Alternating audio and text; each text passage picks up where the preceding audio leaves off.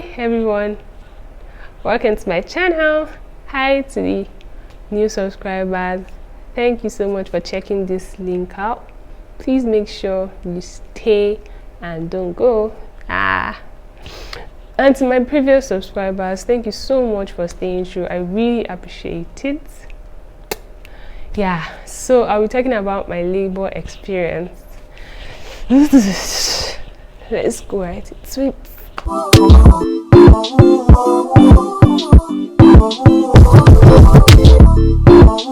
So yeah, how was labor? Sentence one, I'll put it as labor was actually smooth, so that's how I'll put it. I lied. Anybody that tells you that that thing is not painful, that person is evil. I was told that labor pain is actually like contractions and all of that. But my sister not told me one thing that should have at the back of my mind, that it is menstrual pain times 1 million. Like, you know, menstrual pain, then you multiply it times 1 million. That kind of pain. That's what it is. Yeah, or that's what it was. Whatever it was, yeah. So I was prepared in a way, but like they say, you can never be prepared for the unknown. Who are the day, Lara? No day. I think that's my line. Yeah, Lara 2020. Can never be prepared for the unknown. So that day, I woke up and then I was feeling the pain, one kind. I was just feeling that something was going in and out. Like, I just said, Baba, my stomach is hurting. And I called my mom. Oh, my stomach is hurting. What does it mean? She was like, what does it mean? Your expected date is still far. But then I called. She said maybe just normal pain. I called my mother-in-law. She said maybe labor is telling me it is close. I said okay. Nobody expected that it would be that day. So I actually was just there throughout the day. I cooked normal. Then my friend came over to collect movies, and then she was there till in the evening, like past 7 or so. So I noticed the pain kept on increasing, and then I went to the bathroom and I saw something. I sent it to my sister, to my mother-in-law and my family friend, my big sister. She's a doctor. Yes, so they both said the same thing. Bloody show, called mucus and all that. Bloody mucus or something. That it means labor is here or labor is close. Like, it can be 2 weeks after saying that stuff, or it can be that moment. So she said we should go to the hospital. They both said we should go to the hospital. So I called my husband, let's go. And my friend was like, we're like, okay, we'll drop my friend after the hospital, not knowing that we're going to spend the night in that hospital. I made pounded yam. I was like, when we go back from the hospital, I will eat it. That pounded yam, I ended up getting spots. Nobody ate it. Thankfully, I gave my friend our own before we went. So when we went to the hospital, the nurses were like, wow, that we might not leave. I said, what? I was for me, no, I'm going home this night. That let doctor just come and see that we should go home. Like, just a minor pain and all of that. Clinical. That's why we didn't even have baby things. Because, okay, my mom went to Lagos, because she came around and she went to Lagos, because I told her that she helped me get baby stuff. That since the boy, you know, boys, their things blue. There's no need for me traveling and stuff. That's how I know that the labor was going to come faster than the expected date. So my mom was in Lagos to get stuff, and that night they were like she was going to get it the following week, but because of what was going on, she had to get it the following day. And thankfully, I already told my sister to come around, because I was already feeling so tired and stressed. I was like, my sister should come around to come and make me feel lively, you know, help me out with some stuff and all of that. So she was to come the following day, which was Friday. So that Thursday night, the nurses now told my husband that he has to find anything he can find, because anything can happen in the midnight. I was like, what type of thing is this one? And before, I used to say it like play that I'll use Ankara or material as per tailor to carry my baby home. I didn't know that that was what was going to happen, but that didn't happen actually, because that night they went to get one woman from my house, and then she opened the shop. The woman was even for me, oh, she's scared. I didn't know kidnappers. When you come and collect your money and sell something to us. So yes, my husband and his friend went to do that. Then the doctor came and he told me that okay, he has to do a scan to check what was going on. So when he started the scan, like in the moment I lay down on that bed, I don't know where this headache came from, like woof, my head was banging. Forget it, like my head was really banging. So I was just shouting, my head. That was like he has to check what is going on. My head. So immediately they said okay, yeah, he already checked, and was like, take her to the ward, set up clinic. That's I just like drip everywhere, everything. Like, what's going on? I was now crying because the headache was actually painful. Like that, I don't know where that headache came from. I think it's part of the only button should do, but your own might not be like that. So my friend was there.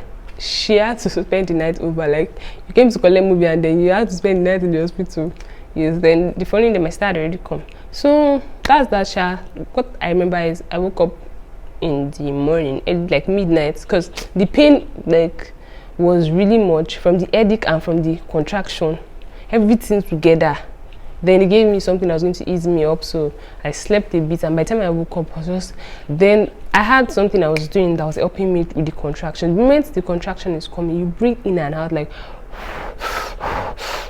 something like that. Sorry if it's going to affect your earpiece, yeah, sorry, but I had to demonstrate it. Yes, so that's what you do, and then you just keep doing it until it goes. Then you rest for the few minutes before it comes back again. Yes, so there was something that they injected in the drip. I can't remember, oxytocin or pitocin or something same. It makes the contraction more faster and more painful, obviously. So it eases everything up, like speeds it up. Yeah. So the pain was there, like it was already in the morning, and my sister was on her way. Pain was there. I couldn't eat anything. The pain was there.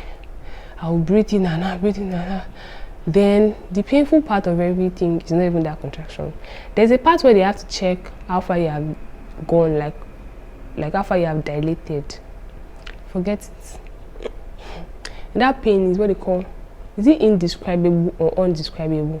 I can't describe that pain. Like, doctor is literally going to put his hand to check how far, and then you come, clinical centimeter. I'm like, I was calm with the contraction. I wasn't even shouting. Like, nurses, they were like, they are surprised that for my firstborn and I'm this calm, that some people do that have been holding all the nurses left, right, center, you get. But the moment I see the doctor come in that is wearing gloves like this, waterfall, because that pain is serious. And then I dilated up to like 6 centimeters, but then they gave me more of whatever it was. Then it was coming other and other. And I was on for like 2 hours, and the doctor was like, I wasn't dilating any further, that they have to do a C-section, because one more thing, my baby was holding on to a particular cord. So even if I had pushed, the cord would probably be pulling him back or something. So I had to do a C-section. From that moment, I just heard, oh, when our husband comes, I think he went to pick my sister at that time. When our husband comes, let him see me or something, and that was it. And then I remember I was taken to the theater, and I was now shaking. That headache came back. I was shaking with everything that they injected me with. Even it was still in my hand, I was shaking. The nurse could never even inject whatever she wanted to put because I was shaking. So they had to hold my hand and then do it.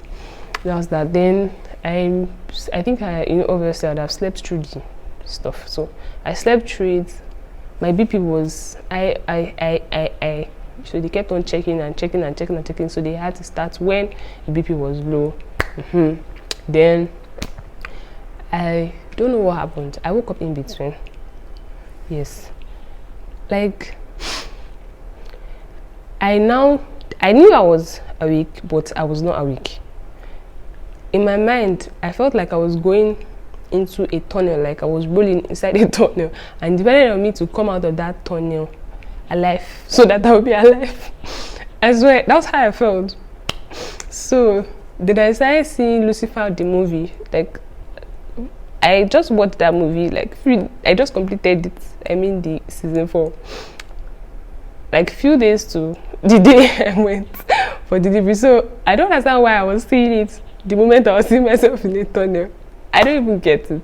I think it was the injection that was just messing my head up. So I was seeing that and I was feeling pains, and I noticed I was shouting, but I couldn't control my mouth because my husband actually told me yes, I was actually shouting and it was bothered and stuff. But I didn't have control over my mouth, so I think I don't even understand. My mouth was shouting on its own or something. So then when I was done, I noticed I was moved. Like I couldn't come into reality, but I knew things that were happening. So after a while, I woke up. I saw my sister. I closed my eyes back and I think continued to sleep or something. I woke up again and I was like, I didn't even ask that where was the baby. That's the funniest part. Like everybody will be, oh, I was just looking at my sister. My friend was back. She had gone to her hostel, changed and all that. She was back. Okay. I was just there. Like I was just there.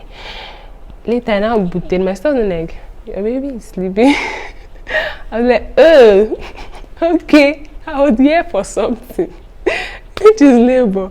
So that was actually everything, and there's a part that it was actually painful. I was told that I had to pollute before I can eat something. That's like the recovery process.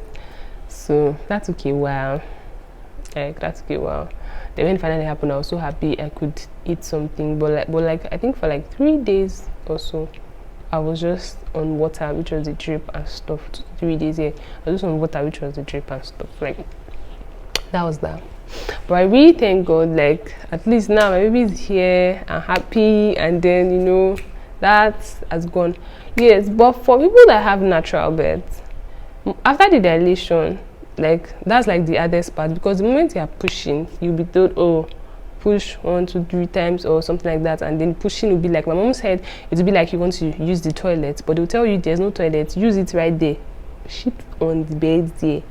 But you find out that by the time it just does Shay. Ah, Jesus, what was that, Lara? Just shut us.